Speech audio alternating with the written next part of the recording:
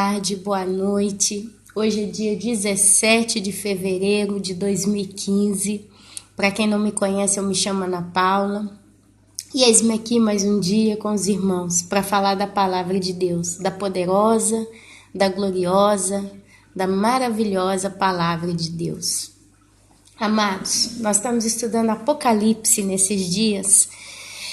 E é engraçado o lance do livro, né, de Apocalipse, porque eu vejo, depois que leio tantas vezes, eu já li esse livro bastante vezes, já ouvi muitos estudos e pregações a respeito do livro de Apocalipse, já estudei bastante sobre ele.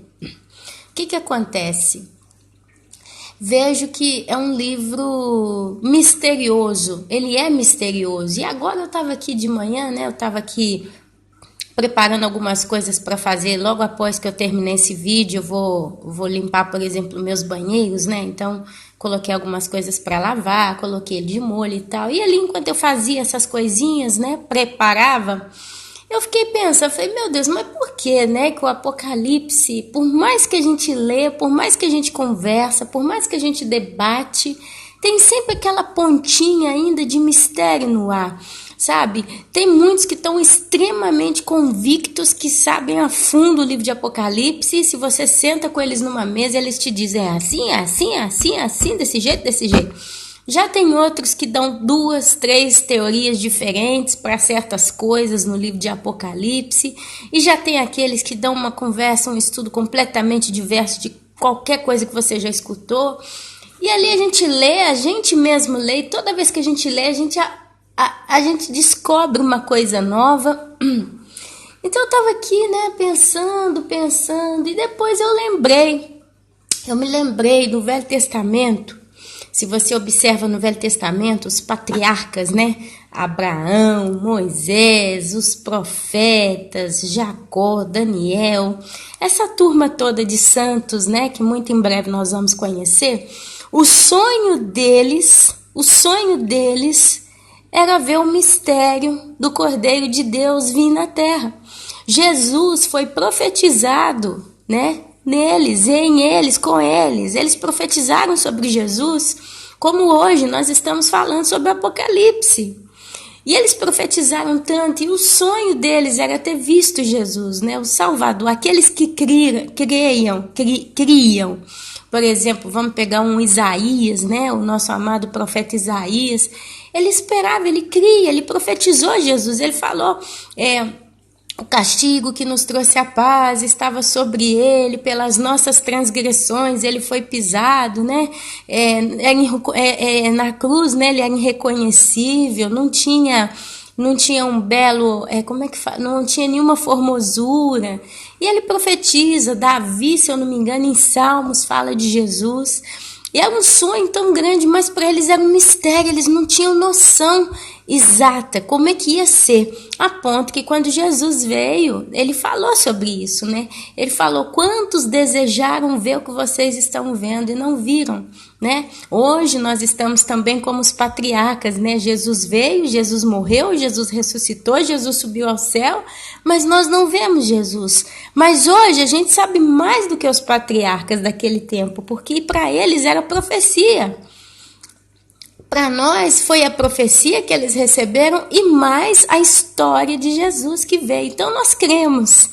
Então o que acontece, amados? Eu vejo que Deus, ele dá muita informação, ele dá muito detalhe, ele dá muito entendimento, ele dá precisão nas coisas para o seu povo no tempo presente, dentro daquilo que aquele povo vai viver. Por exemplo, é o caso de Daniel. Daniel, quando ele teve todos os sonhos, quando ele teve a visão, ele viu a escrita da mão lá no Dario, lá para o rei Dario, se eu não me engano, né? Enfim, Daniel, dentro do tempo dele, quando ele recebeu várias coisas, ele, por exemplo, quando ele sonha com a estátua, né? E ele vai, o rei Nabucodonosor sonhou com a estátua. Daniel teve a interpretação, Daniel viu várias coisas acontecendo, até no ponto que chegaria nos reinos futuros, mas ele entendeu que a cabeça daquela estátua era o reinado de Nabucodonosor. Então, assim, várias coisas. No final, ele tem uma visão do fim dos tempos. E foi tudo falado, assim, de um modo muito resumido. E ali o anjo fala para ele, mas cele essas palavras, porque isso ainda tem muito tempo para se cumprir. É um tempo muito longínquo ainda que vai acontecer. E isso tudo que você vê é para os tempos do fim. Então, Daniel não entendeu mais do que aquilo, né? Então, assim, amados, eu vendo, lendo daqui, lendo dali, lendo, eu tenho observado que hoje, para a igreja, se você ler, aquilo que nós vamos entender realmente de modo muito exato é os Atos dos Apóstolos, Coríntios, 2 Coríntios, Tessalonicenses, todos esses assuntos que tratam na vida prática da igreja, na santidade, nos frutos do Espírito Santo. Hoje nós, igreja verdadeira de Cristo, quando vemos, né, outros que se dizem crente, a gente consegue até discernir, né, como é que está a vida desse povo, se eles estão apostatados, se eles estão desviados, se eles estão no caminho certo. Agora nós estudamos, olha que coisa linda, estudamos nos dias passados os 7 tipos de igrejas, né, que se encontravam ali na Ásia. Aí a gente estudou sobre as igrejas de Éfeso, Esmirna, Pérgamo, Tiatira, Sardes, Filadélfia, Laodiceia, e ficou muito claro, quando a gente leu devagarzinho, ficou muito claro o perfil, a característica principal de cada uma dessas igrejas. Por exemplo, Éfeso se esqueceu do primeiro amor. Então, quando a gente vê um crente hoje andando por aí, e a gente conversa um pouco, a gente convive um pouco, a gente pode quase que entender que essa pessoa, ela talvez até faz a obra de Deus com capricho, ela é religiosa, mas na hora que ela vai, né, que a gente espera dela uma oração, que a gente espera dela, sabe, aquele brilho nos olhos, você sente aquela coisa, sabe, aquela pessoa fria, aquela pessoa que não tem mais emoção. Então você começa, poxa, esse aqui tá bem parecido com aquele crente em Éfeso, que esqueceu do primeiro amor, né? A Esmirna é a igreja dos mártires. Agora, semana passada foram decapitados, não sei se foi 22 ou 21 cristãos ali no Estado Islâmico. Rodou pelo mundo inteiro, acredito que se chegou em português é porque saiu em inglês de algum lugar. Rodou pelo mundo inteiro pedindo oração por eles. E eles morreram martirizados, eles não negaram a fé, né? Tem até vídeo aí circulando pela internet, mostrando um deles sendo decapitados, um monte, né, que foi feito de cadáveres e tal. Então, olhando essas coisas, a gente, poxa, esse aqui são de Esmirna, porque a igreja em Esmirna determinou a morte, eles vão morrer por Cristo, por amor, ser fiel até a morte, né? Aí depois você vê, por exemplo, a igreja das falsas doutrinas e distorção da palavra. São igrejas extremamente perigosas, que você chega ali, o pastor, ele tem, né, aquela coisa toda, mas ele tá cheio de falsa doutrina, ele fala uma palavra que ele pega na Bíblia, ele distorce ela toda. Essa é a igreja em Pérgamo. Então, se você é uma pessoa que tem o hábito de ler bastante a Bíblia, né, de discutir, né, como os crentes de Bereia, né, que tudo que era dito eles examinavam à luz das escrituras. Você vai numa igreja com o espírito, né, com esse caráter da igreja em Pérgamo, você escuta a pregação, você percebe, poxa, esse pastor aqui está fazendo doutrina falsa, ele está distorcendo a palavra. E isso vai da distorção mais extrema à mais sutil. Então, a gente que está em sintonia com o Espírito Santo, a gente consegue. Olha só, as 10 virgens, 5 tinham óleo e 5 não, né? Óleo de reserva. Esse óleo é o Espírito Santo. E o que o Espírito Santo nos dá? O Espírito Santo, uma das coisas que ele nos dá é discernimento. Quando você escuta certas coisas, você consegue discernir aquilo que está sendo dito. Então, o que acontece? Hoje, de certo modo, a gente já consegue discernir, né, as coisas, ainda que são tão sutis, a gente consegue, porque o Espírito Santo, ele te colega, ele fala, opa, isso aqui que você está escutando não está na Bíblia, como é que está? Né? Então isso aqui não é uma doutrina que vem da palavra, isso é mentira, né? Isso é distorcido, quer dizer, é quando a gente vê, por exemplo, um pastor falando assim, que a nossa terra, onde nós pisarmos, vai ser posto por herança e vai manar leite e mel. Aí eles viram e falam, se você dá o dízimo, né? Então, assim, ele traz textos bíblicos, né, que foram para Israel, para os judeus, e ele bate em cima daquilo todas as reuniões enfaticamente, fazendo com que o povo traga dinheiro, para que o povo creia em promessas que não foram feitas para eles.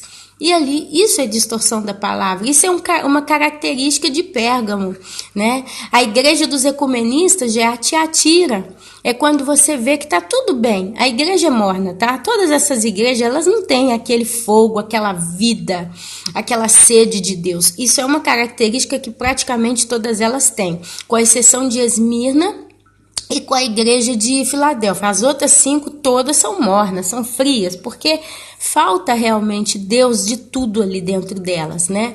Então a dos ecumenistas, eles cantam bonito, eles falam bonito, eles tratam todo mundo com uma certa educação, todo mundo se veste bonitinho, sorriso pra cá, sorriso pra lá, mas aí de repente num belo dia chega um cantor católico, chega um pastor, um padre católico, ou então, entendeu? Eles começam de certo modo, uma vez uma irmã falou comigo que acho que na igreja que ela estava indo, o pastor vira e fala que os jovens daquela igreja tinham que ler Harry Potter, acho que para aprender como é que funciona essa área aí do mundo espiritual. Diz que antes ele não suportava, ele bestemeou Harry Potter até a morte, mas depois de alguns anos ele começa a sugerir aos jovens daquela igreja para lerem os livros de Harry Potter, assistir os filmes. De certa forma, isso é um ecumenismo. Sabe por quê?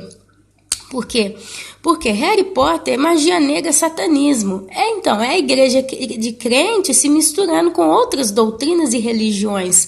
E seitas.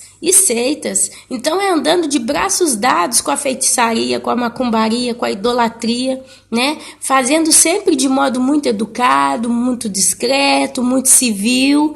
Mas lá no fundo você bate o olho e fala, peraí, eles estão fazendo um monte de coisa que não tem nada a ver com a palavra de Deus, né?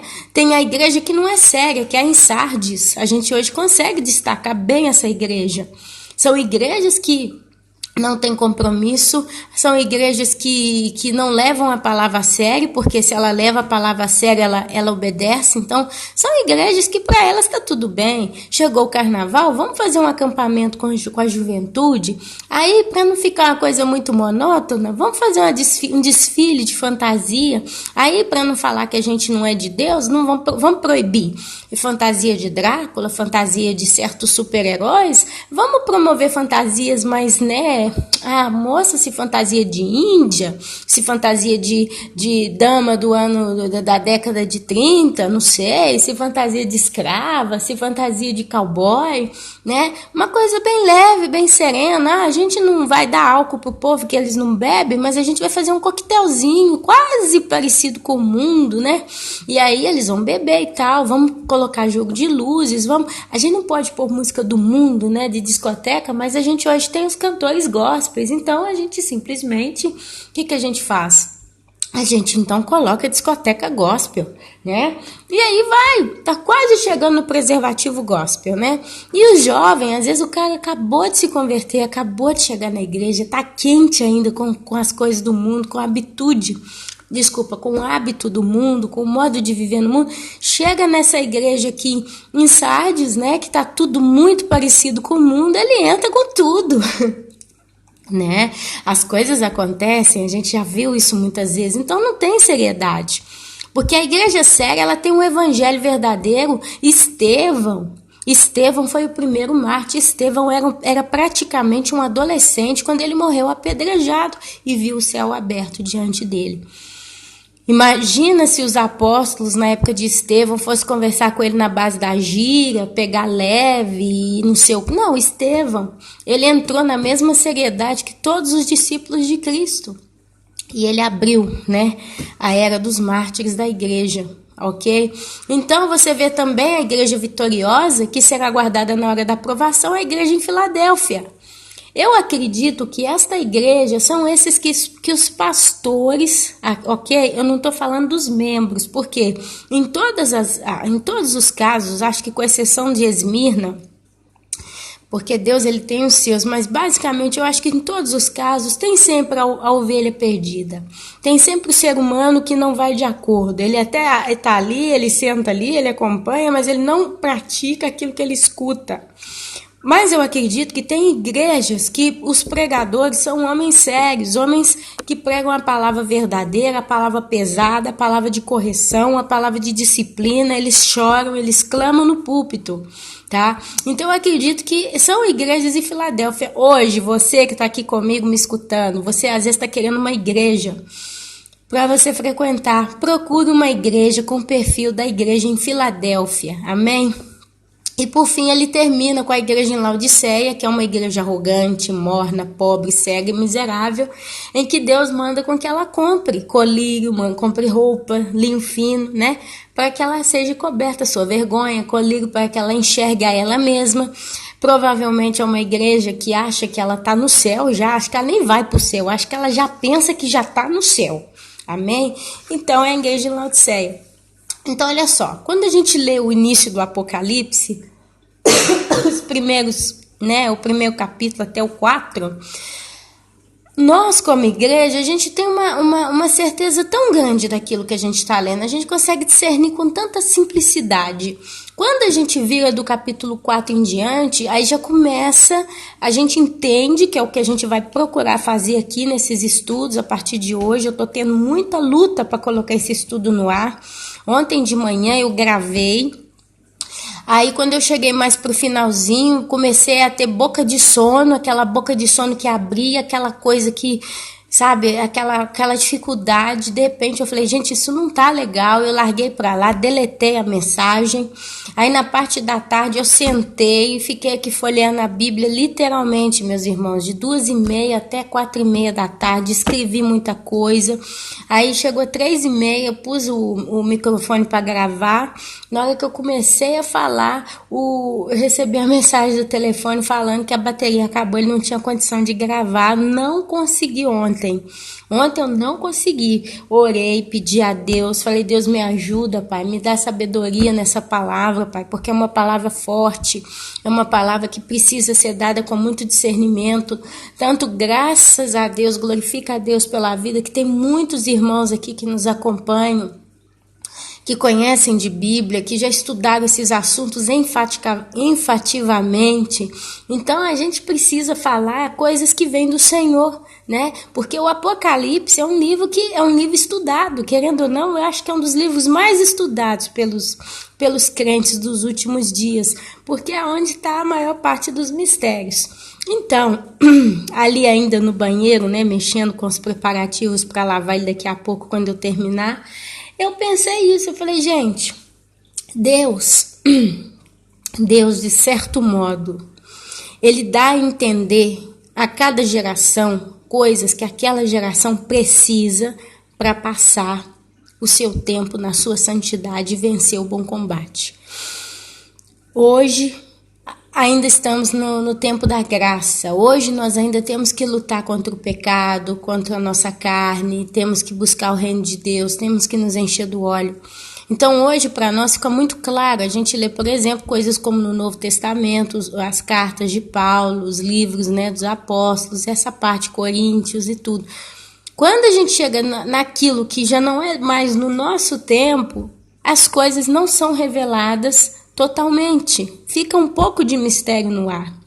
Eu tenho crido assim, meus irmãos. Eu posso estar muito errada, porque ainda assim a gente consegue discernir muito do que está escrito no livro de Apocalipse, mas é um consolo para mim saber que eu não preciso entender talvez a fundo, exatamente, dar detalhes assim tão claros sobre tudo isso, porque não me interessa. Querendo ou não, meus amados, o livro de Apocalipse na grande tribulação não interessa à igreja de Cristo. O máximo que Deus tem permitido a gente entender é para que através disso a gente faça advertência, pregando o evangelho do juízo, digamos assim, que é o que está chegando, e quem sabe pessoas ouvindo essas mensagens que a gente vai falar aqui, vai ter temor, vai ter medo, e vão finalmente amansar o coração e vão vir para Cristo. É só por isso que eu, Ana Paula, eu creio que Deus deixa com que nós entendamos o que entendemos dos livros de profecias, como o Apocalipse. Porque falando aqui tudo que vai acontecer, as pessoas, quem sabe, que ainda estão perdidas, que ouvirem, vão ter o coração quebrantado e finalmente vão vir para o Senhor Jesus. Porque senão não tem sentido nenhum na prática para nós entendermos o livro do Apocalipse. A gente tem que entender o que entende para que, como atalaias, a gente proclame o juízo, como faziam os profetas. Mas em nome de Jesus, pela misericórdia de Deus, eu tenho tanta tranquilidade. Eu leio essas coisas, mas é pela misericórdia de Deus. Eu creio que eu não vou estar aqui. Eu não vou ver esse céu me bombardeando a cabeça com meteoro. Eu não vou ver um terremoto que vai tirar do lugar todas as montanhas que estão na minha frente. Eu não vou ver os demônios que vão girar a terra picando as pessoas por 5 meses, atormentando elas, ao ponto que elas vão querer morrer e não vão conseguir porque a própria morte vai fugir delas. Eu não vou ver os 4 demônios que estão presos no fundo do rio Eufrates, né, naquela região geográfica, soltos, matando 1/3 ou 1/4 dos homens. Eu não lembro, tem que ler lá. Sabe, não vou ver nenhum anticristo. Glória a Deus, eu creio nisso. Então, a gente fala, meus irmãos, para tentar admoestar, para tentar divertir, para tentar levantar uma palavra de clamor ao arrependimento, enquanto esse tempo terrível que está para vir sobre a terra não chega. Porque vai ser terrível, vai ser terrível. Ontem à noite eu estava conversando com alguns irmãos, e tem um irmão que ele falou, Ana, eu não acredito que os selos foram abertos, nenhum deles ainda, porque o selo só vai ser aberto quando a igreja for retirada. E aí ele citou 2 detalhes. O primeiro foi o primeiro selo, quando o cavaleiro do cavalo branco é solto, e ele vem vencendo e para vencer. E ele fala, esse aqui é o anticristo literalmente agindo na terra. O próprio anticristo. Mas no segundo selo, a Bíblia fala que o juízo do segundo selo fala que as feras vão atacar os homens. E é onde eu também parei muitas vezes ali e falei, gente, realmente é uma evidência de que provavelmente o segundo selo, nem o primeiro foi aberto. Por quê?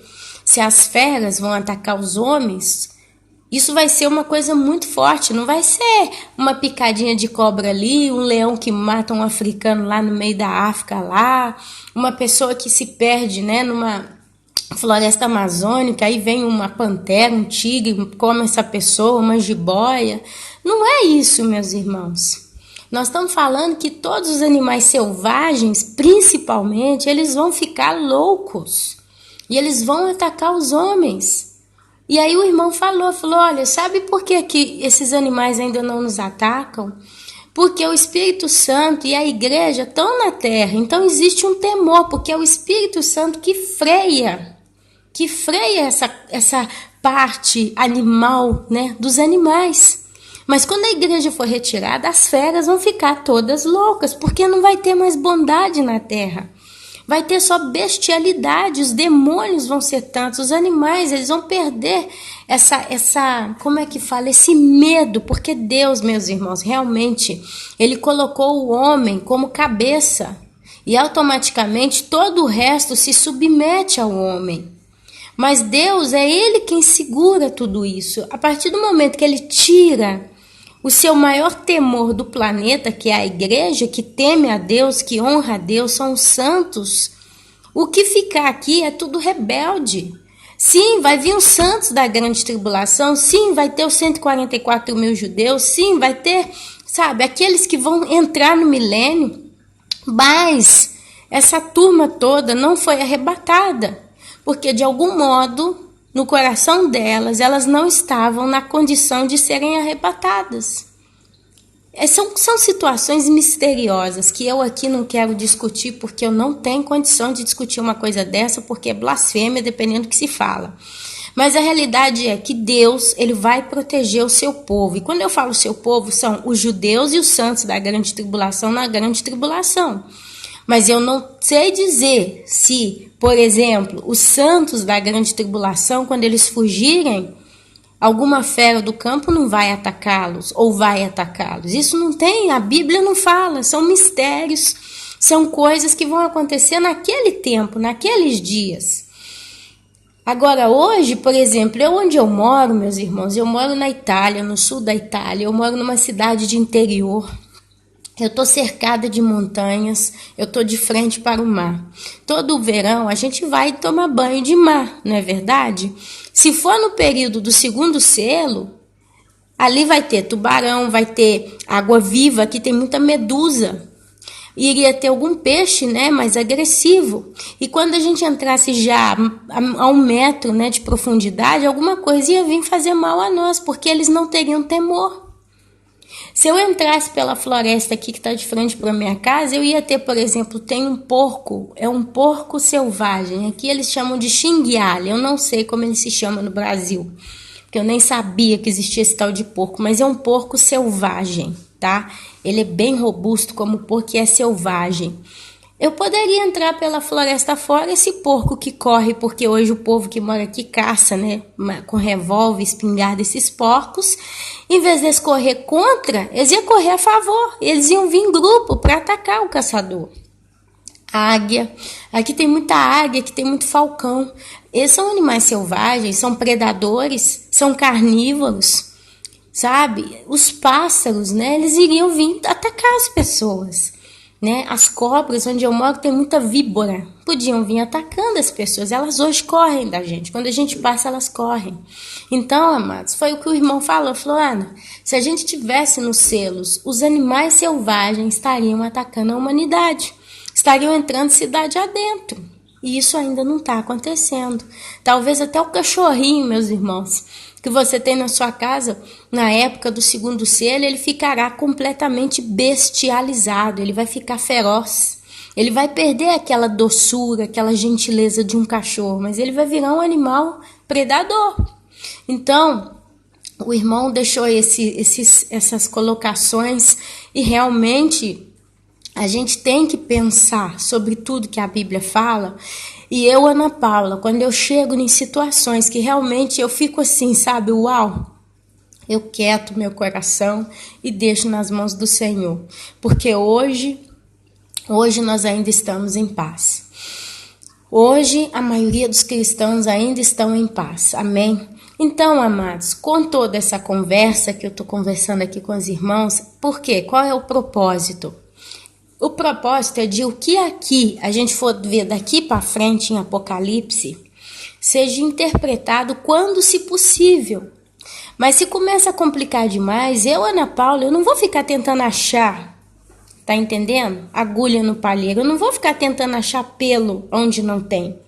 Eu vou simplesmente ler e a gente vai ver os eventos que vão acontecer. Eu hoje não vou entrar nas trombetas, eu tenho que entrar no 8º selo e nas trombetas. Mas eles são eventos que vão acontecer e a gente vai narrar esses eventos para que os irmãos saibam como que vai ser a grande tribulação, para que a gente entenda um pouco do que vai ser naquele período. Mas hoje eu quero começar com um resumo que eu acredito que o capítulo 14 de Apocalipse, ele dá uma visão geral do quadro, que é o que eu estou falando até agora. E aí depois a gente vai caminhando em outros livros, amém? Então eu quero fazer uma espécie de uma abertura do resumo que está descrevendo aqui em 14 de Apocalipse. E aí depois a gente vai entrar, próprio dito, nos flagelos, nas trombetas e no último selo, amém? Então olha só. Capítulo 14 de Apocalipse, esse capítulo, ele traz uma síntese geral da salvação, da ceifa e do juízo. Ele começa com 144 mil selados, eles venceram, eles aparecem com Cristo. Aqui vemos uma multidão de 144 mil judeus em pé sobre o monte Sião. Depois ele vai passar pela pregação do evangelho, a igreja pregando o arrependimento e o juízo vindouro. Depois ele passa também pela queda da Babilônia, o sistema, o espírito babilônico que age no mundo. Ele passa pelos adoradores da besta e o seu fim. Ele passa pelos mártires ou santos da grande tribulação. A ceifa, a reunião de todos os santos de Cristo. Creio que aqui fecha o período da salvação na grande tribulação. Você vai ver também em Mateus 24:30 sobre isso. Depois a vindímia, que é o juízo de Deus sobre os ímpios. Tá? O capítulo 7 também fala dos 144 mil e dos santos salvos na grande tribulação. Ele vai entrar nas trombetas, que serão os 3 primeiros anos e meio da grande tribulação, aqui já em curso, nesse caso. Nesse capítulo também nós vamos ver que os selados não sofrerão nenhum dano da 5ª trombeta, por exemplo, os selados. E a 7ª trombeta proclama a vitória do Senhor e a entrada do seu reino.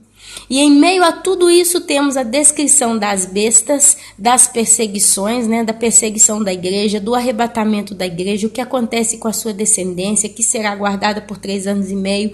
Isso tudo está em Apocalipse capítulo 12, que tem muitos irmãos que não são de acordo, mas a gente vai chegar lá. E do capítulo 15 ao 18, nós vamos ver a segunda metade da grande tribulação.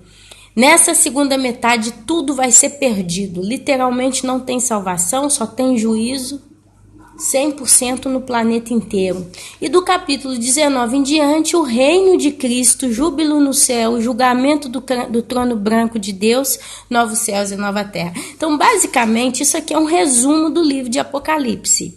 E o capítulo 14, ele dá uma geral um pouquinho em cima disso. Então, hoje nós vamos ler o capítulo 14 para começar e vamos ver até onde Deus nos leva. Amém, meus irmãos? Olha só. Eu fico com um pouquinho de falta de ar hoje, não sei porquê, mas amém.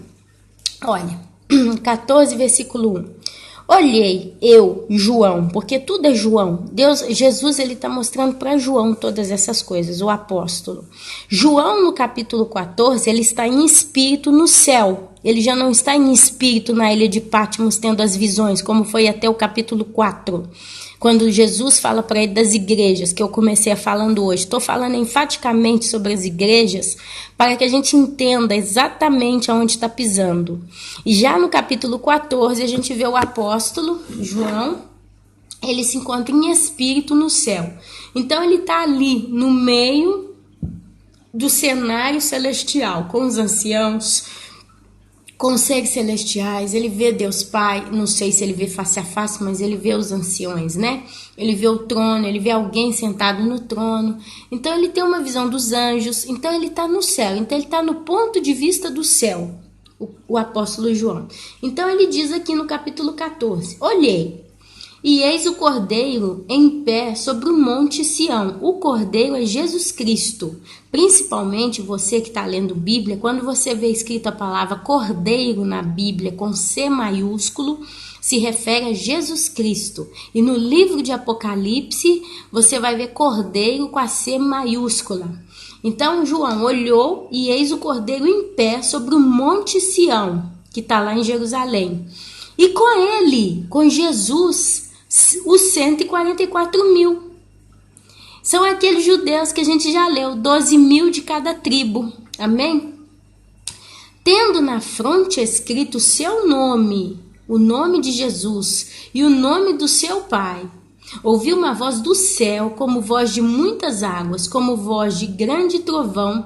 Também a voz que ouvi era como de arpistas quando tangem ou quando tocam a sua harpa. Eles entoavam um novo cântico diante do trono, diante dos 4 seres viventes e dos anciãos. E ninguém pôde aprender o cântico, senão os 144 mil que foram comprados da terra. São estes os que não se macularam com mulheres, porque são castos. São eles os seguidores do Cordeiro por onde quer que vá. São os que foram redimidos dentre os homens, primícias para Deus e para o Cordeiro. E não se achou mentira na sua boca, não tem mácula. Aqui a gente lendo esses versículos, dá a entender que esses 144 mil são só homens. Aí você vai lá em outros livros bíblicos que falam de 144 mil selados, aí já entram homens e mulheres, um outro povo. Eu aqui não estou para discutir se é homem, se é mulher, tá? Aqui fala que eles não se misturaram com mulheres, não se macularam com mulheres e são castos. Então aqui dá a entender que são homens, machos, ok? Mas de qualquer modo, tá? Eles são as primícias para Deus e para o Cordeiro dos judeus naquele período. Eles não têm mentira nenhuma na boca, tá? Eles não têm mácula. E a Bíblia fala que são aqueles que choram, que sofrem por causa do pecado, da abominação dentro de Jerusalém. Uma coisa é certa, amados. Eu lembro de Enoque quando eu lembro dos 144 mil. Porque Enoque foi um homem que andou com Deus, até que Deus o arrebatou para ele, porque ele estava tanto na santidade. Enoque foi um santo, né? Do Velho Testamento, Deus levou ele para ele, tá? Então, assim, a Bíblia fala, não tem um justo só sequer, em Isaías. Então, se a Bíblia fala que ninguém é justo, que ninguém é digno, que o único que é digno de pagar por nós é Jesus Cristo, então por que aqui fala que os 144 mil, eles foram sem mácula, eles não têm mentira na boca, são primícia para Deus e para o Cordeiro? Porque eles são nascidos de mulher. E todos nós que somos nascidos de mulher, nós temos a semente do pecado original. Amém? Mas isso não quer dizer que nós tenhamos que praticar todos os dias o pecado por prazer. Então, esses 144 mil aqui são homens, digamos assim, que não falavam mentira. São homens que na sua boca não tinham mácula. São homens que provavelmente dedicaram a vida deles em chorar, em ver a injustiça, a maldade no meio do povo deles, e sempre estavam diante de Deus clamando: Senhor, Senhor, cuida, trata, conserta, resolve. Eu creio nisso, meus irmãos, eu acredito. E ali eles vão aparecer em pé sobre o Monte Sião. Eles vão aparecer em pé sobre o Monte Sião com Jesus Cristo. Olha só. Isso aqui que eu vou falar agora é uma coisa que a gente vai pensando e tem lógica. A Bíblia fala que no Armagedon vai ter um momento que vai ser dito: fujam para o vale. Disse que quando Jesus vier com seus santos, a matança dentro de Jerusalém vai estar tão grande, mas tão grande, que é só Jesus que vai poder parar o anticristo, porque ele em pessoa, naquele período, no dia do Armagedon, ele vai estar dentro de Jerusalém matando também. E ali vai matar judeu demais, vai matar muita gente, judeu principalmente, porque o juízo ali vai ser com os judeus. Até agora Israel está vencendo e vai vencer. Vai vencer agora Gog e Magog. E a primeira vez que Israel vai cair do tudo vai ser no Armagedon. Porque ali Jesus Cristo vai vir e eles vão ver. E a Bíblia diz que eles vão chorar igual criança, porque eles finalmente vão reconhecer o Messias. E ali vai ser dito: fujam para o meu vale. E aonde o Jesus Cristo, né, ele vai matar a besta, ele vai pegar a besta e o falso profeta, vai lançá-los vivos no lago de fogo e enxofre. Vai matar o anticristo com o sopro da sua boca e vai lançar Satanás na prisão por 1000 anos. E todos aqueles que seguiram a besta vão morrer. Então vai ser uma matança, vai ser uma coisa terrível. E ali vai sobrar o chamado remanescente de Israel.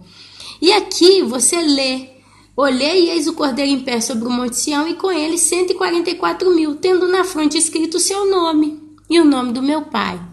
Então, amados, a gente pode também levar a entender, quem sabe esses 144 mil são esses que vão fugir para o vale, e ali eles não morrerão, porque Jesus vai pelejar por eles, e no final de tudo, Jesus vai se colocar em pé sobre esse monte com ele e os seus 144 mil, primícias para Deus. Porque se a gente para analisar, a gente volta lá no capítulo 1, tá? O capítulo 7 diz: depois disto vi 4 anjos em pé nos 4 cantos da terra, conservando seguro os 4 ventos. Então está falando que é um período que o juízo vai estar calmo, não vai ter nada, vai ser um momento parado. Olha só, os 4 anjos vão estar nos 4 cantos, segurando os 4 ventos, ok? É o que diz. E olha só: para que nenhum vento soprasse sobre a terra, nem sobre o mar, nem sobre árvore alguma. Vi outro anjo que subia do nascente do sol, tendo o selo de Deus vivo, e clamou uma grande voz aos 4 anjos, aqueles aos quais fora dado fazer dano à terra e ao mar, dizendo: não danifiqueis nem a terra nem o mar, nem as árvores, olha só, não danifique nem a terra, nem o mar, nem as árvores, até selarmos na fronte os servos do nosso Deus. Então ouvi o número dos que foram selados, que era 144.000 de todas as tribos do filho de Israel. Da tribo de Judá foram selados 12.000, da tribo de Ruben 12.000, da de Gad 12.000, da Asser 12.000, Naftali 12.000, Manassés 12.000, Simeão 12.000, Levi 12.000, Isacar 12.000, Zebulão 12.000, José 12.000, Benjamim 12.000. E olha só, se a gente vai lá no livro de Ezequiel, capítulo 9, versículo 4, vamos ver se eu consigo ir, ok, olha só, Ezequiel 9, 4, eu vou ir no 5, tá, 9, 5 em diante, sim, capítulo 9, 4, ó, vamos observar aqui. A glória, eu vou pegar do 3. A glória do Deus de Israel se levantou do querubim sobre o qual estava indo até a entrada da casa. E o Senhor clamou ao homem vestido de linho que tinha o estojo de escrevedor à cintura. Ele disse: passa pelo meio da cidade, pelo meio de Jerusalém, e marca com um sinal a testa ou a fronte dos homens que suspiram e gemem por causa de todas as abominações que se cometem no meio dela. Tudo dá a indicar então que são homens, tá? Aos outros disse, ouvindo eu, passai pela cidade após ele, que são os outros anjos, são os anjos da destruição, sem que os vossos olhos poupem, sem que vos compadeçais, matai a velhos, a moços, a virgens, a crianças, a mulheres, até exterminá-los, mas a todo homem que tiver o sinal, não vos chegueis, começai pelo meu santuário, tá? Então isso aqui está falando dos 144.000.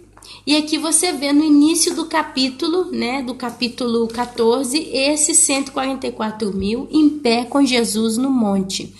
Então aqui a gente vê em duas vertentes. Tudo dá a entender que esses 144.000 são homens, são machos, tá, do sexo masculino, e são 144.000. E a Bíblia fala que o remanescente de Israel vai salvar. Eu acredito de coração que aqui nós temos duas situações, e eu deixo isso aqui, não entro mais sobre o discurso dos 144.000, mas aqui dá a entender duas coisas. A vertente mais forte puxa para que esses 144.000 são homens do sexo masculino que não se macularam com mulher, e eles são santos, primícias de Deus e de Jesus. E provavelmente eles estão no meio do remanescente de Israel. Só que eles não vão sofrer nenhum dano, nada vai acontecer com eles. Eles vão passar pelo período, né? E eles vão sair intactos, nem um arranhão, é o que dá a entender. E a segunda vertente é que o remanescente de Israel que vai entrar para Nova Jerusalém não são só homens, mas são aqueles que vão reconhecer o Messias. Provavelmente mulheres, velhos, crianças que também estariam ali no meio. Mas eu agora não achei um texto que fala bem sobre esse assunto. É onde eu entro com aquilo que eu falei no início do estudo. Tem revelações que não competem à igreja. Mas a gente sabe que tem um povo remanescente de Israel. Se eu não me engano, parece que a Bíblia fala que 2/3 vão morrer pelo juízo, pela espada, e 1/3 vai sobreviver. Se eu não me engano, se tiver, eu peço a algum irmão que está ouvindo aqui, deixa essa referência aí nos comentários, porque agora não é o momento de eu achar isso aqui, porque senão eu perco o fio da meada. Então, amados, eu não sei dizer se é só 144.000 e acabou ali a salvação dos judeus, são só eles que vão entrar para o reino milenar, né? Eles vão se salvar da grande tribulação, ou se fora eles, tem ainda um outro grupo de judeus que vão escapar, tá? De qualquer modo, essa é a visão que eu vejo até agora sobre os tais 144.000 judeus. Se eu achar mais informação no decorrer dos nossos estudos, com certeza eu vou voltar no assunto, amém? E aí continua, olha, capítulo 14, a primeira voz. Vi outro anjo voando pelo meio do céu.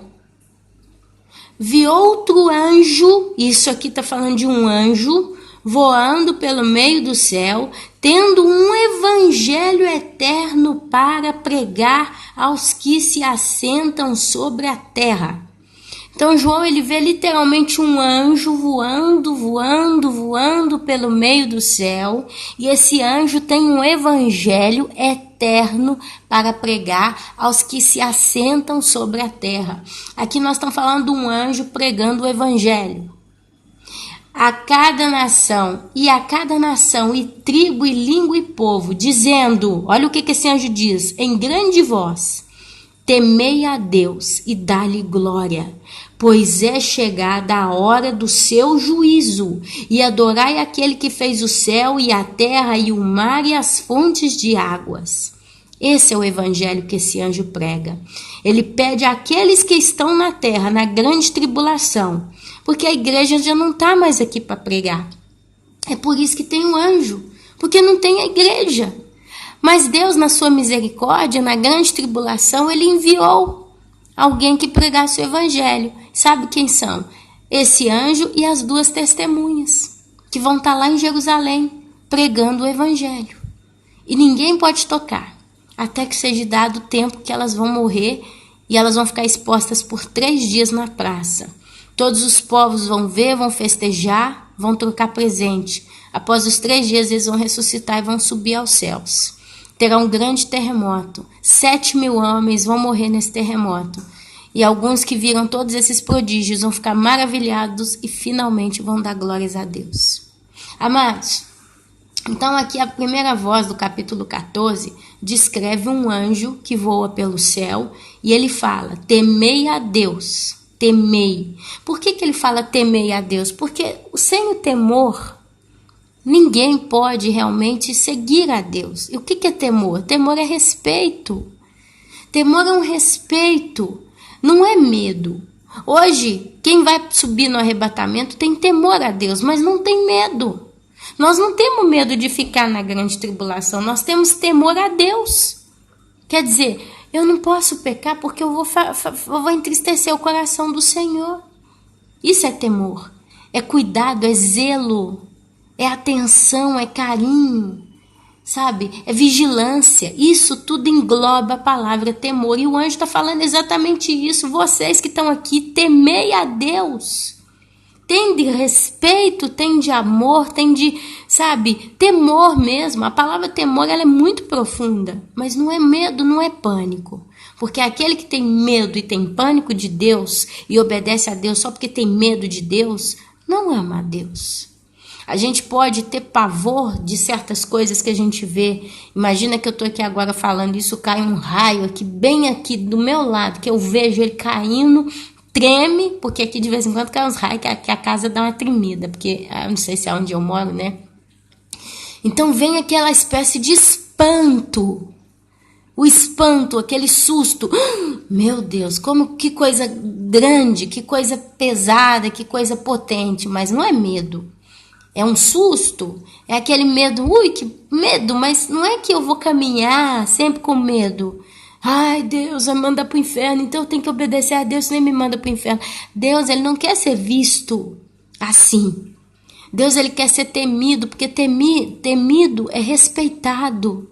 É você temer porque você ama. É você temer porque você vê quem é Deus e quem é você. Você finalmente reconhece, ele é o Criador e eu sou a criatura.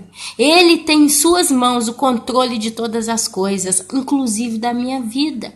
Porque se ele quiser agora, ele me ceifa e eu vou morrer e vou entrar na eternidade. Sabe-se lá como, ou salvo ou morto. Isso é temer a Deus, é ter entendimento da potência que ele tem, da glória que ele tem, ainda que a gente não vê no seu todo, mas a gente sabe que a gente não está brincando com qualquer um, mas que a gente realmente tem diante de nós o Criador, o poderoso de todas as coisas. E eu, quando eu começo a falar de Deus, eu não paro. Daqui a pouco eu fico aqui até glorificando a Deus, porque Deus é lindo. Então ele fala isso. E dá-lhe glória. Dar glória é isso, é começar, sabe? Quando você teme a Deus, você começa a glorificar a Deus com a sua vida, com a sua voz, com o seu pensamento, com o seu coração. Amém? É espontânea a glória. Você, quando teme a Deus, você enxerga a Deus, você o glorifica. Você o glorifica. Você o eleva, glorifica-o. Pois é chegada a hora do seu juízo. Esse juízo o quê? Da terra. O anjo que está falando, temei e glorificar a Deus, porque agora é chegada a hora do seu juízo. E adorai aquele que fez o céu e a terra e o mar e as fontes de águas. Esse aí é o evangelho eterno. Eu acredito que na eternidade, nós toda vez que olharmos para Deus, nós vamos temê-lo no céu, e nós vamos olhar e vamos glorificar a Ele, vamos glorificar a Ele, porque a gente vai ver nele o Criador de todas as coisas, o glorioso e poderoso Deus. A segunda voz, seguiu-se outro anjo, o segundo, dizendo, caiu a grande Babilônia, que tem dado a beber a todas as nações do vinho da fúria da sua prostituição. Vinho da fúria da sua prostituição. Ana, o que é fúria? Fúria é uma força descontrolada. Fúria é uma força descontrolada, impetuosa, desequilibrada. Ela vai passando por cima de tudo. E essa fúria aqui é da prostituição da chamada Babilônia. É o espírito babilônico que ronda o mundo dos séculos e séculos e séculos. O espírito babilônico traz a prostituição, traz a mentira, traz o roubo, traz a apostasia, traz a loucura, traz a violência e traz as anomalias, as perversões, as feitiçarias, principalmente, os costumes pagãos. Isso tudo está envolvido aí na Babilônia. E aqui ele fala, caiu a grande Babilônia, a prostituta. Então você vai ver nos capítulos futuros sobre a Babilônia. Você vai ver a Bíblia, Apocalipse dedica um bom tempo falando só da Babilônia. É o sistema. Deus vai vencer o sistema babilônico que opera no mundo. Amém?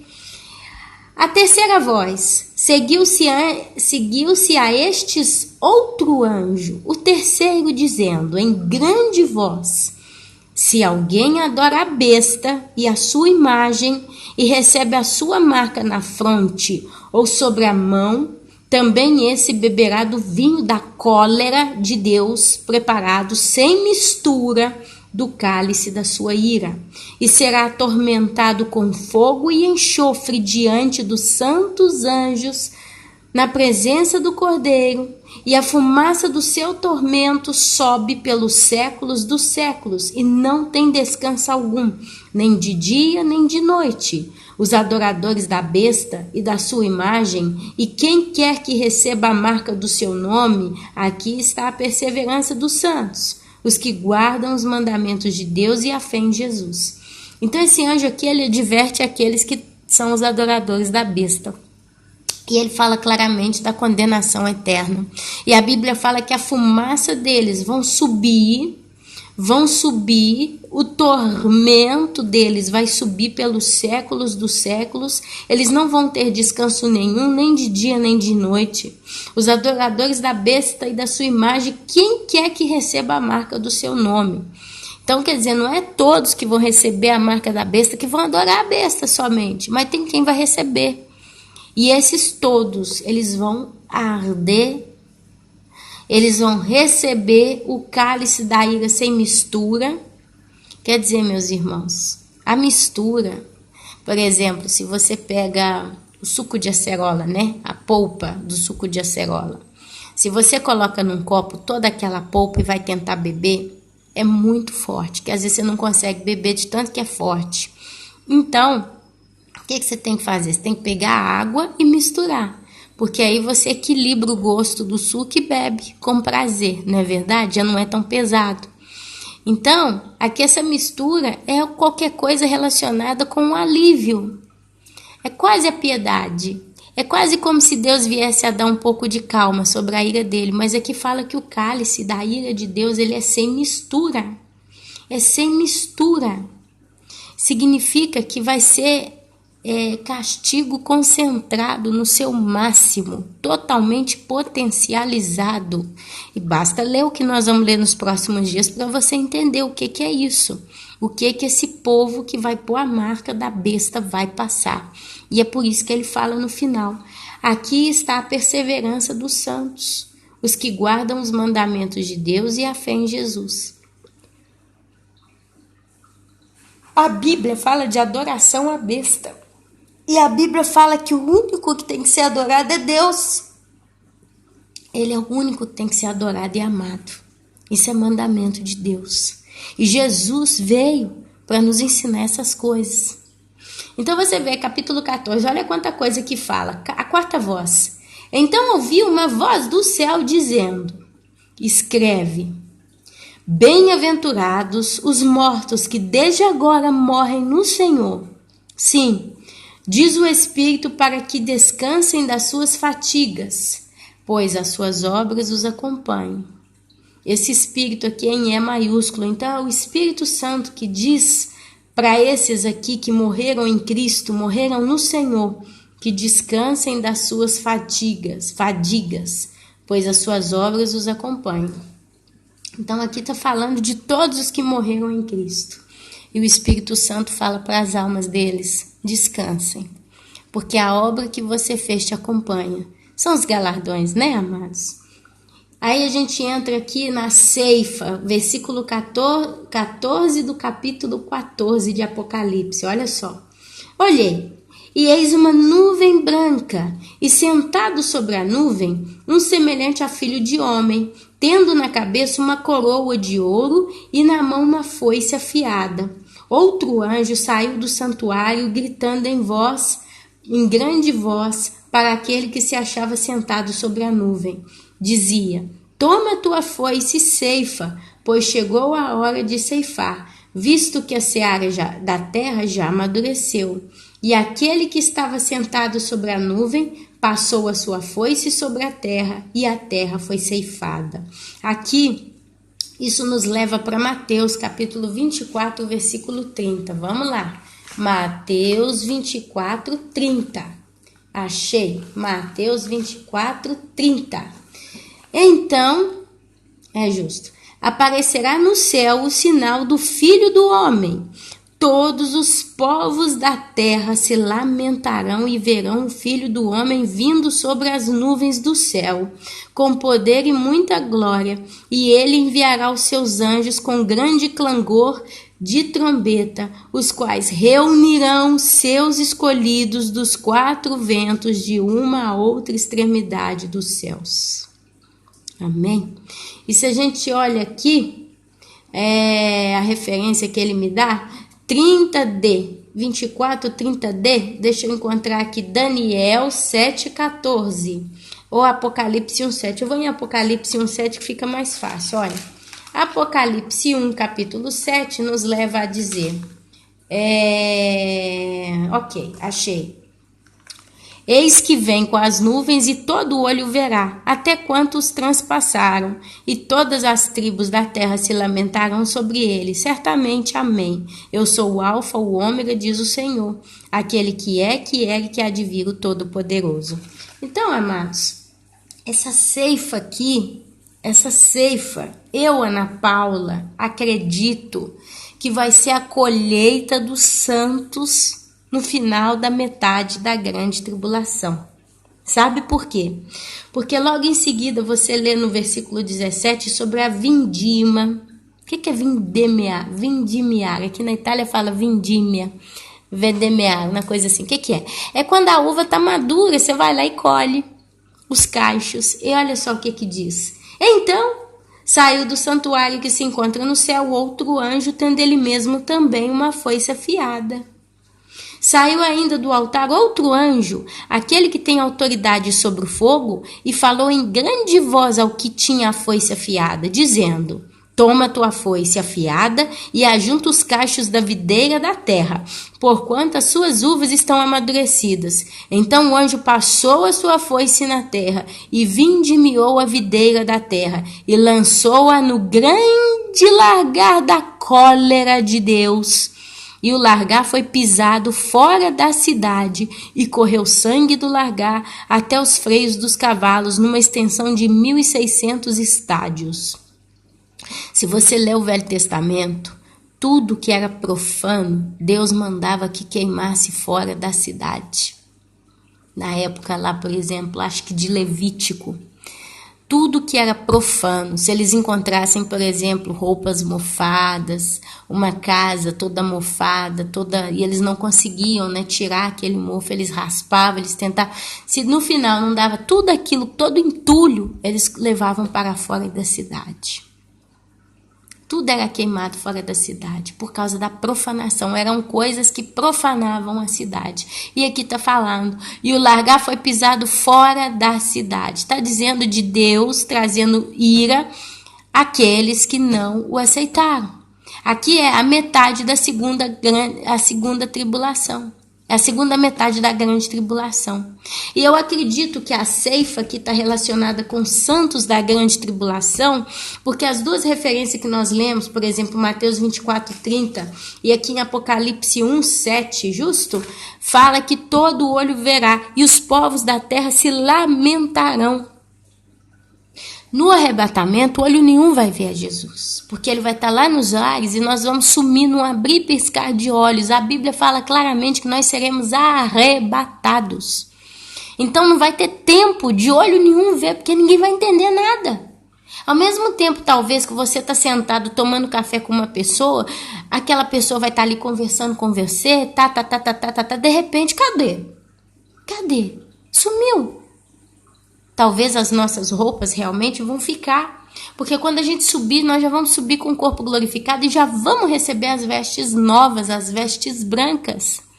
Então, se você está usando um vestido, né, um vestido todo de bolinha, ou se você está de terno e gravata, se você está de pijama, tudo vai ficar, porque quando você subir, você vai só com seu corpo glorificado.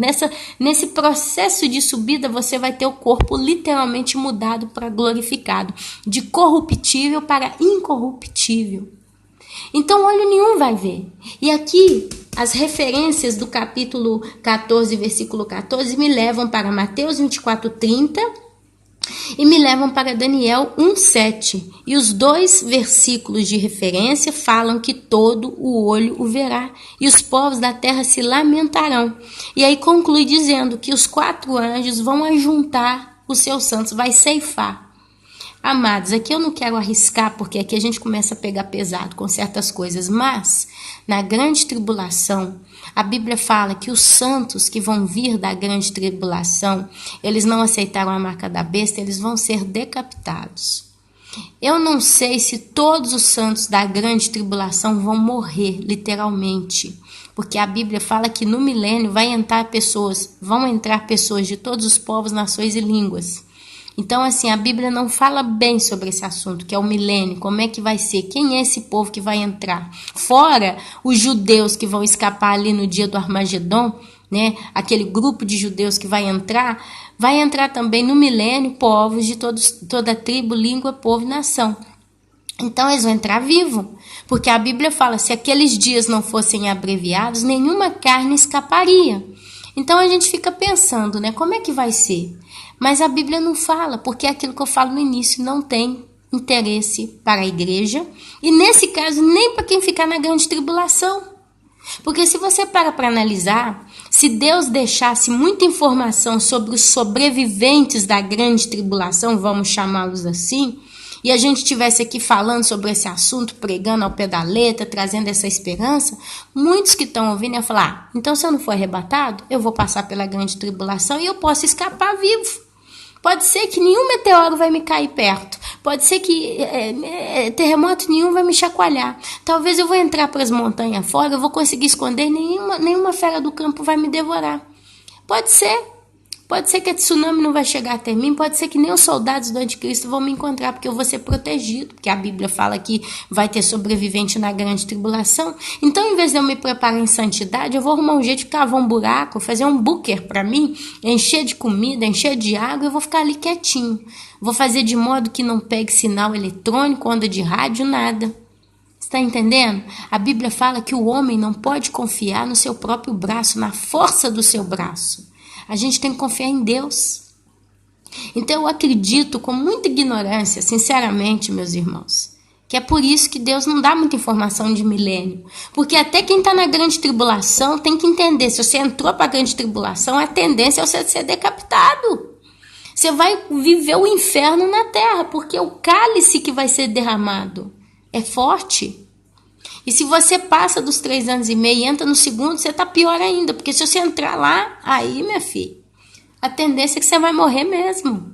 Porque lá o cálice é sem mistura. Até a metade da primeira metade da grande tribulação, 1/3 vai ser destruído ali, 1/3 aqui, 1/3 lá. Quer dizer, Deus ele vai estar cuidando, ele vai estar cuidando dos seus, daqueles que ele precisa cuidar por 3 anos e meio. Sabe por quê? Porque eu acredito que durante 3 anos e meio o evangelho vai ser pregado para quem ainda não ouviu. Você ouviu falar o quê? O evangelho será pregado até os confins da terra e então verá o fim. E aqui, quando a gente lê aqui a primeira voz, a gente vê... Não, na segunda voz a gente vê... Não, a gente vê na primeira voz o anjo. E a gente vê as 2 testemunhas. Depois vem o Armagedon. Aliás, depois vem, desculpa aqui, a morte das 2 testemunhas. Elas não vão mais pregar na metade dos 3 anos e meio para frente, na segunda metade. Elas não vão mais pregar, eles vão embora. E junto com eles vai morrer todos os santos, ali Deus vai ceifar. Então essa ceifa eu acredito de coração. A ceifa é o corte. A Bíblia fala que quem vai subir vivo vai ser arrebatado. Quer dizer, você vai ser tomado com força. Mas a ceifa é corte. Imagina a ceifa. Vocês já viram a imagem que é colocada da morte? O personagem morte, como ele é? Ele é todo vestido de preto, tem a cara de caveira e uma foice na mão. Porque dá a entender que ele vai ceifando vidas. Então aqui, 14:14 de Apocalipse, olhei e eis uma nuvem branca. E sentado sobre a nuvem, semelhante a filho do homem, tendo na cabeça uma coroa de ouro e na mão uma foice afiada.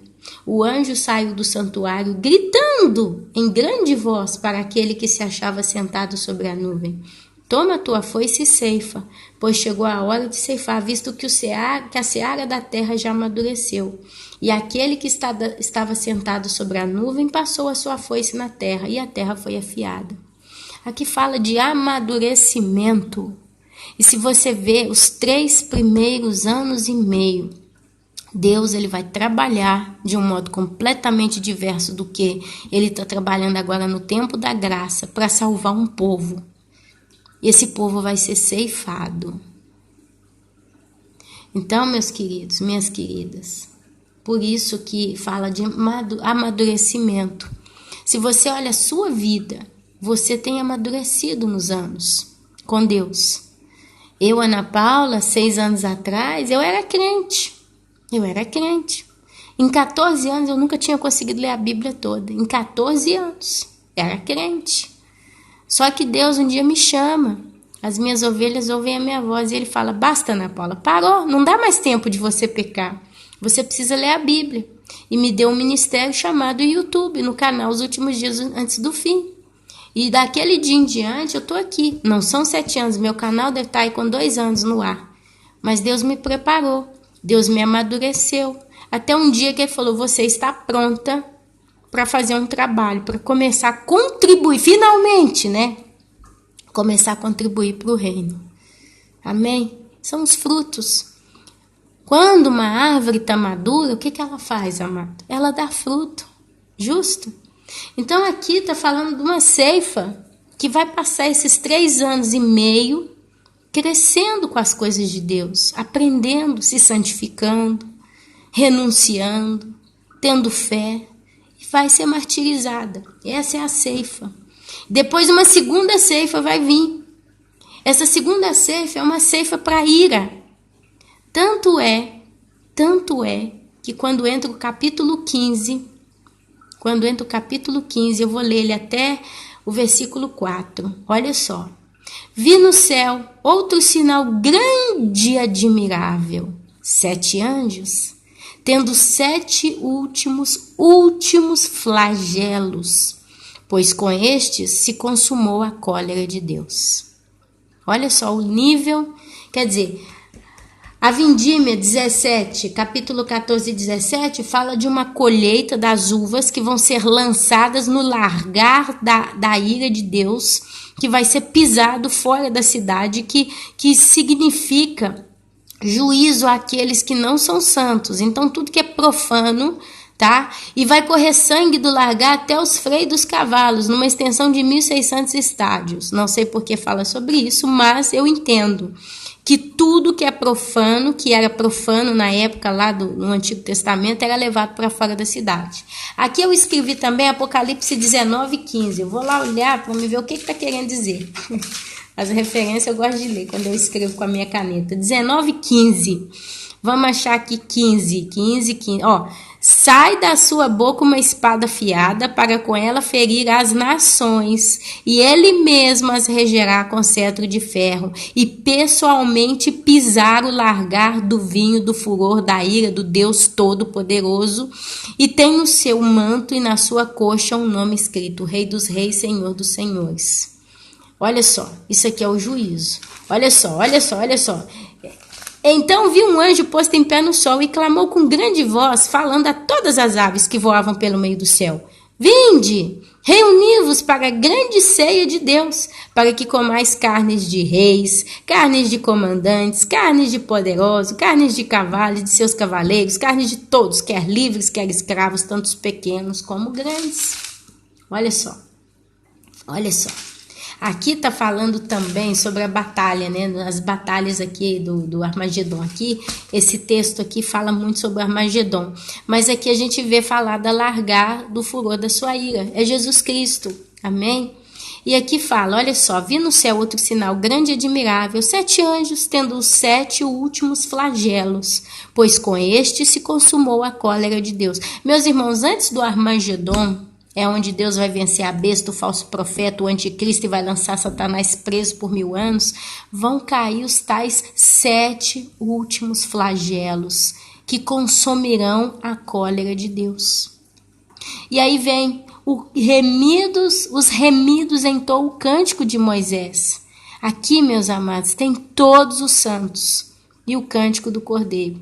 Vi como que um mar de vidro mesclado com fogo. Olha só, não tem como traduzir isso, né? Não tem, amados, não tem. Vi como que um mar de vidro mesclado de fogo e os vencedores da besta.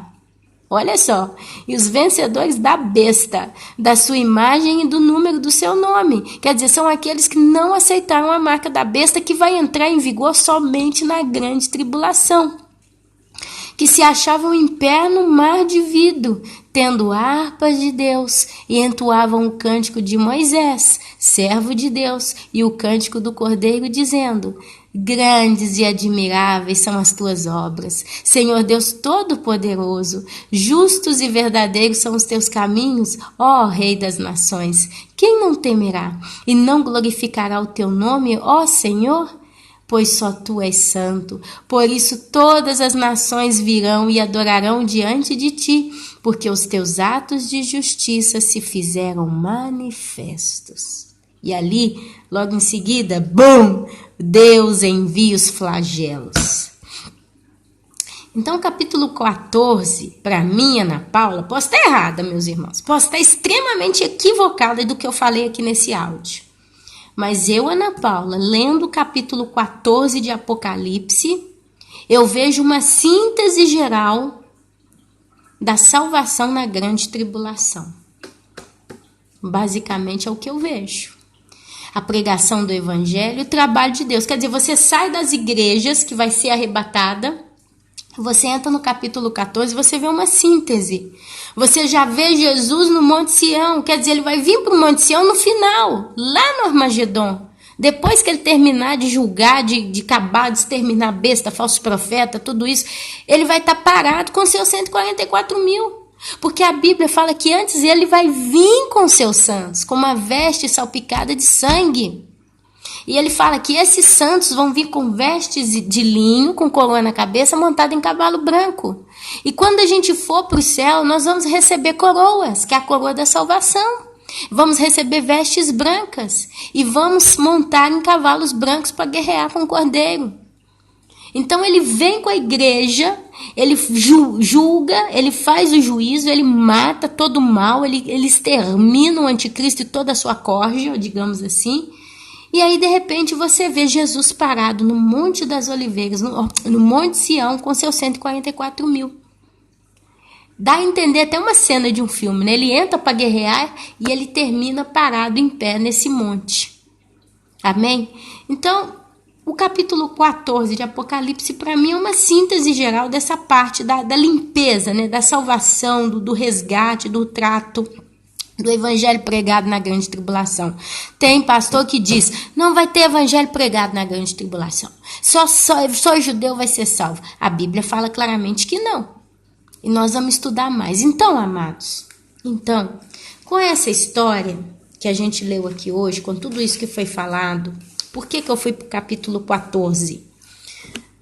Porque a partir do próximo vídeo eu vou entrar no 8º selo. Não, no 6º selo, deixa eu ter certeza que é assim. Eu vou entrar no 7º selo, que é capítulo 8, aí eu confundo 8 com 7. No próximo áudio, a gente vai entrar no 7º selo e nas trombetas.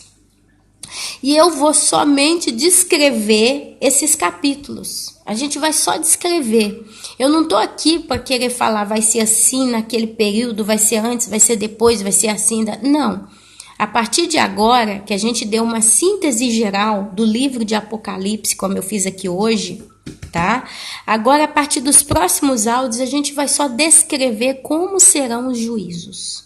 E se esses juízos vão ter algum tempo determinado, vão ter alguma informação a mais, a gente vai citar.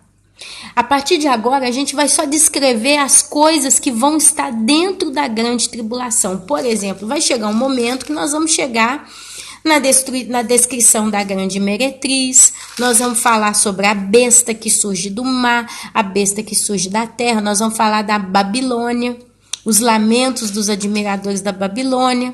Então aqui, todos os eventos que estão englobados dentro da grande tribulação, que é composta de 7 anos, a grande tribulação é composta de 7 anos, a Bíblia deixa bem claro. Amém? Eu já ouvi falar, alguns pastores disseram que a grande tribulação são 7 anos, mas até do arrebatamento até a segunda vinda de Jesus definida vai ser mais de 7 anos. Tem pastor que até achou texto na Bíblia, achando aí uma média até de 10 anos aí desse período. Mas eu não vou entrar nesse assunto porque eu não tenho informação, eu não tenho cultura, eu não tenho gabarito para falar sobre isso. Eu vou falar só sobre o que eu entendo aqui, só sobre o que eu estou vendo, amém? Então, amados, não vamos entrar a complicar a vida da Ana Paula, porque a Ana Paula não está querendo complicar nada, amém? Tem pessoas que conseguiram pregar falando que vai ser mais de 7 anos, mas eu estou vendo 7 anos no Apocalipse.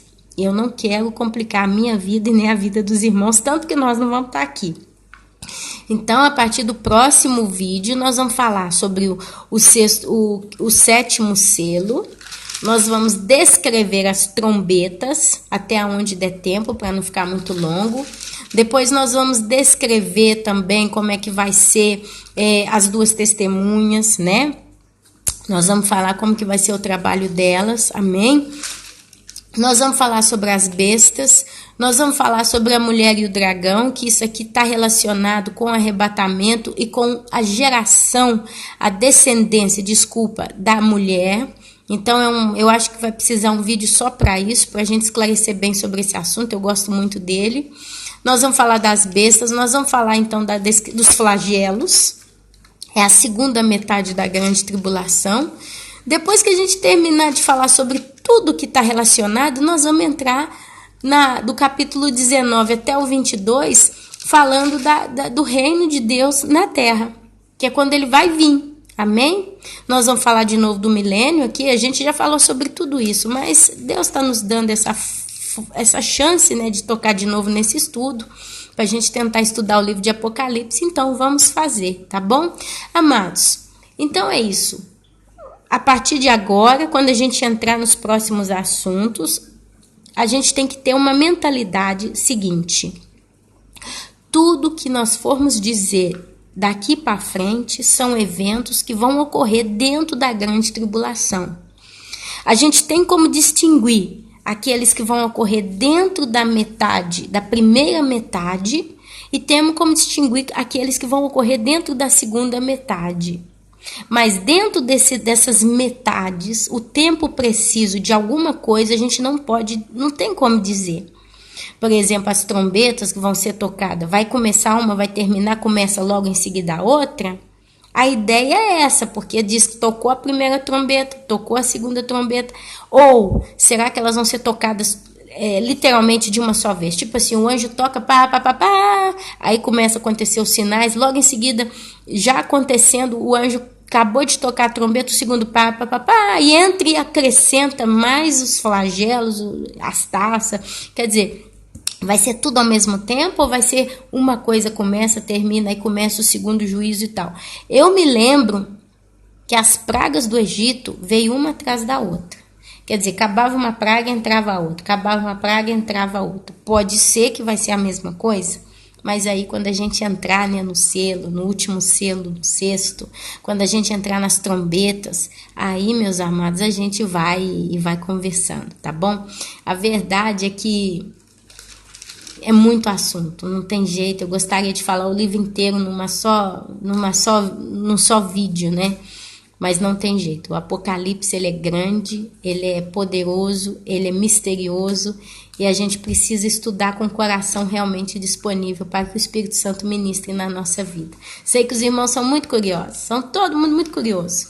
Mas é devagar, meus irmãos. No tempo que Deus está nos dando, é devagar que a gente precisa ter essa mentalidade. Eu vou aprender, mas dentro do tempo de Deus, ok? Então, meus queridos, que o Senhor abençoe a todos, ok? Que o Senhor abençoe a todos no dia de hoje. Eu agora vou me dar a trabalhar na minha casa, vou postar esse vídeo e a gente vai conversando aí, tá bom? Jesus abençoe a todos. Amém, amém, amém.